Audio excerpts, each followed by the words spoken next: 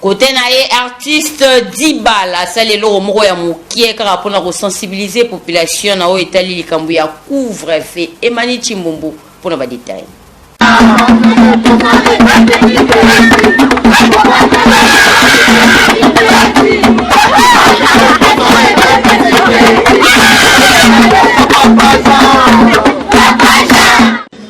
On a biso Dr Papson ce qui a pour expliquer biso le virus coronavirus. Mais pour Papson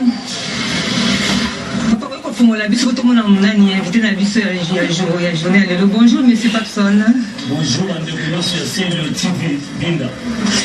Ah, Théamine de Gonabiso ici pour tout solo là. Monde entier mobimba pour étaler coronavirus. Docteur, na éviter ni reconnaître sa biso ndenge ni tokoki kosala pona ko éviter maladie wana ezala partagé par tout le monde. Et ça simple. Bandeko nyonso tu bazotala na monde entier na mokili mobimba surtout na bandeko bazolanda biso na C'est le Binda TV. Coronavirus c'est une maladie où ezokoma ezotala te. Coronavirus tue.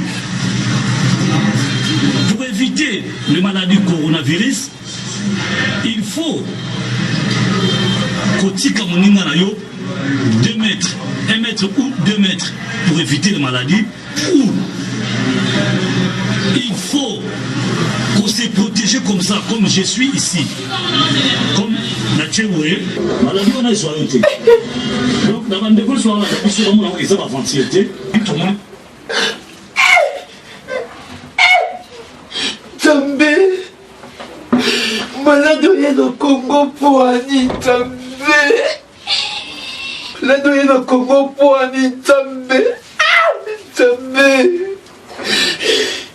Malade au fait sur un pas Mindele. Mindele Kunbo comme un barossa soin. Mais par jour, on couvre 2000 personnes. Mon bichon au Congo. Kaluka. Kisesu. Banzalemba. Bandal, na ba couloir, na ba timène. Non, les lapons gâté, non, les lapons congolais. Si ma président de la République d'Abisso, Félix Tshisekedi, dans ma ministre de la santé, bah honorable Dieu sans jamais, bah ça ini, bah nous solution pour nous beaucoup, tu beaucoup fort. Beaucoup mais ça vient qui ça, papa gentil Ngobila. Mais on m'en fout avant de moi, il faut que ça puisse gouverner.